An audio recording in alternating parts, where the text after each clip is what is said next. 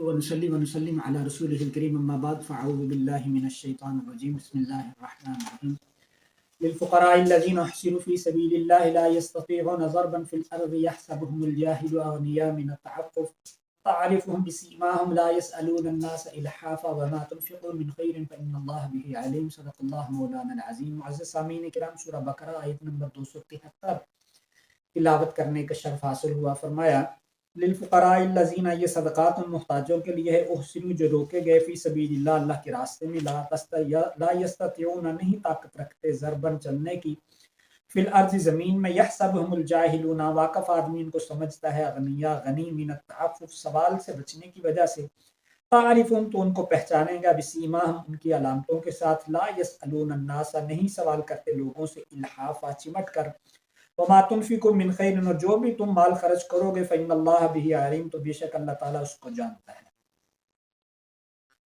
معزز سامعین کرام، یہ صدقات کا بیان چل رہا ہے تو فرمایا للفقراء الذین احسنوا فی سبیل اللہ، وہ لوگ جو دینی کام کی مشغولیت کی وجہ سے رک گئے، محصور ہو گئے، وہ اگر یہ کام چھوڑتے ہیں، دین کا دنیا کمانے جاتے ہیں تو اس کا حرج ہوتا ہے، تو وہ دین کی مشغولیت کی وجہ سے دنیا کمانے سے رہ گئے، تو اس کو اللہ نے محاصر فی سبیل اللہ فرمایا ہے. جو دنیا میں تو لوگ ان کو اب وہ مانگتے بھی نہیں ہیں کسی سے، تو وہ لوگ ان کو سمجھتے ہیں جب یہ مانگتے نہیں ہیں لہٰذا مالدار ہوں گے، ان کا گزارا ہوتا ہے تو یہ کسی سے نہیں مانگتے، تو ہم پر واجب ہے، ضروری ہے کہ ہم ان کو علامات سے، نشانیوں سے پہچان کے ان کے لباس، کپڑا، خوراک، ہر چیز کا انتظام کریں.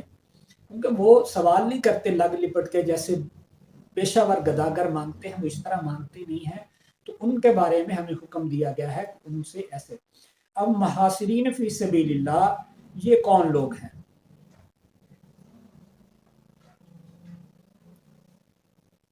اب فقراء للفقراء الذین، فقیروں کے لیے لفظ فقیر اصل میں فقار سے مشتق ہے.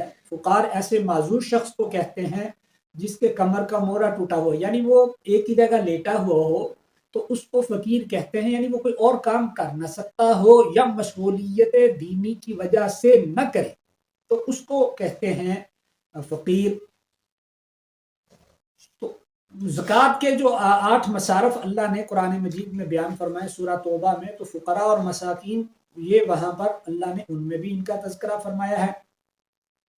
تو فقراء ان خاص فقراء پر خرچ کرنے کی ترغیب دی گئی ہے، یعنی فقراء میں بھی پھر وہ خاص طبقہ احسنوا فی سبیل اللہ، جو اللہ کے راستے میں روک دیے گئے، لا یستطیعون ضربا فی الارض، زمین میں سفر کرنے کی طاقت نہیں رکھتے. اب اس کے ویسے تو محصور وہ کہتے ہیں کہ حج اور عمرے کا ارادے سے نکلے، پھر راستے میں روک دیا کہ احرام باندھ چکے تھے لیکن دشمن نے راستے کو روک دیا یا کوئی بیمار ہو گیا تو اور بھی معذوری پیش آ گئی، تو محصور شخص کو چاہیے کہ وہ قربانی کا جانور دوسرے شخص کے ہاتھ بھیج دے. یہ پہلے میں بیان کر چکا ہوں.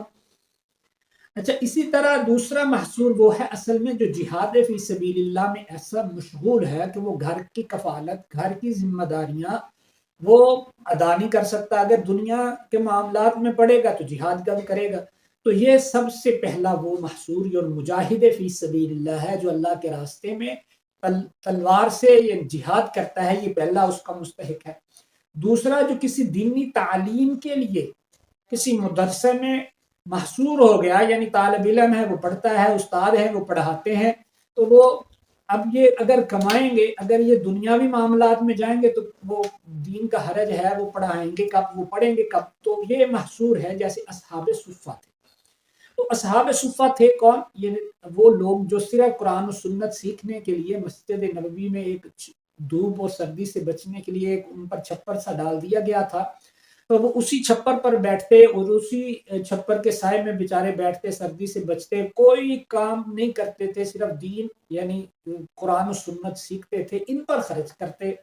تو یہ محصور اب اصحاب صفہ کی طرز پر جو مدارس اب بنائے گئے ہیں، یہ محصورین ہیں طلباء، علماء، اللہ والے جو دین کے کاموں میں ایسے مشغول ہیں، تحریر سے، تقریر سے، تعلیم سے، کہ اگر وہ دنیاوی معاملات میں پڑھیں گے تو وہ نہیں کر سکیں گے، تو یہ ان کے تحت. تو پھر اب جو ان کو پہچانتے نہیں ہے کہ یہ ان کا ذریعہ معاش کیا ہے، وہ چونکہ وہ اللہ والے اللہ کے علاوہ تو کسی سے مانگتے ہی نہیں۔ حضرت ابو بکر صدیق رضی اللہ تعالیٰ عنہ کے متعلق آتا ہے کہ جب یہ آیت جب وہ ایسے تھے کہ جب وہ چلتے تو وہ راستے میں اگر ان کی اونٹنی کی مہار گر جاتی تو عبداللہ ابن عباس کہتے ہیں وہ اپنی اونٹنی کو بٹھاتے، خود نکیل ان کی پکڑتے، پھر اوپر سوار ہو جاتے۔ ہم عرض کرتے امیر المومنین آپ ہمیں حکم دیتے، ہم اٹھا دیتے۔ فرمایا نہیں، اللہ نے منع فرمایا ہے کسی سے سوال کرنے سے۔ تو سوال کرنے سے جب منع کیا تو لوگ صحابہ تو سوال کرنے سے ہر اپنی غرض کا سوال کرنے سے روک گئے۔ تو اسی طرح آج کے جو شرفاء ہیں وہ عزت نفس کی مجروحیت کی وجہ سے سوال نہیں کرتے۔ یہ گداگر پیشہ ور لوگ جو سوال کرتے ہیں یہ مستحق نہیں ہے، ان کو دینا نہیں چاہیے۔ اور وہ جو سفید پوش طبقہ سوال کرتا نہیں ہے، ان کو پہچان کر محلے میں لوگوں سے پوچھ کر ان کی پیشانیوں سے ظاہر ہوتا ہے کہ یہ بیچارے بھوکے ہیں، ان کے کپڑے ظاہر کرتے ہیں۔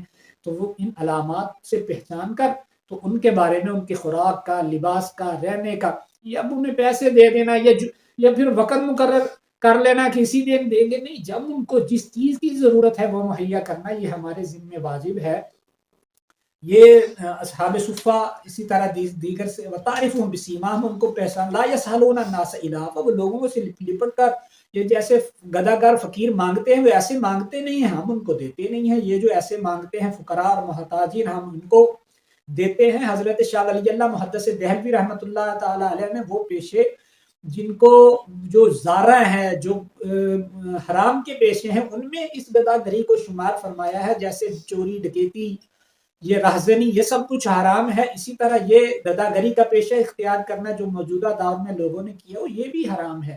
تو سوال کرنے کی تو اسلام میں اجازت ہے ہی نہیں۔ حضرت قبیصہ رضی اللہ تعالیٰ عنہ نبی پاک صلی اللہ علیہ وسلم کی خدمت میں حاضر ہوئے، آقا صلی اللہ علیہ وسلم سے عرض کی گھر میں کچھ نہیں ہے کھانے پینے کے۔ آپ نے فرمایا تیرے پاس کیا ہے؟ اس نے کہا 2 درہم۔ فرمایا پھر تو غریب نہیں ہے، جا کے اپنے گھر کا۔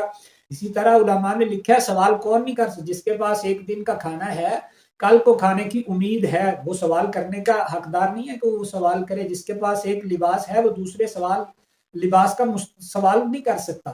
تو ہمارے ہاں تو یہ گداگر ہیں، تو اس طرح اللہ والوں کا خیال کر کے انہیں دینا چاہیے۔ وما تنفقوا من خیر، جو اللہ کے راستے میں خرچ کرتے ہو فإن اللہ بھی علیم، اللہ تعالیٰ جانتے ہیں۔ اللہ سمجھنے عمل کی توفیق عطا فرمائے۔ وما علینا الا البلاغ۔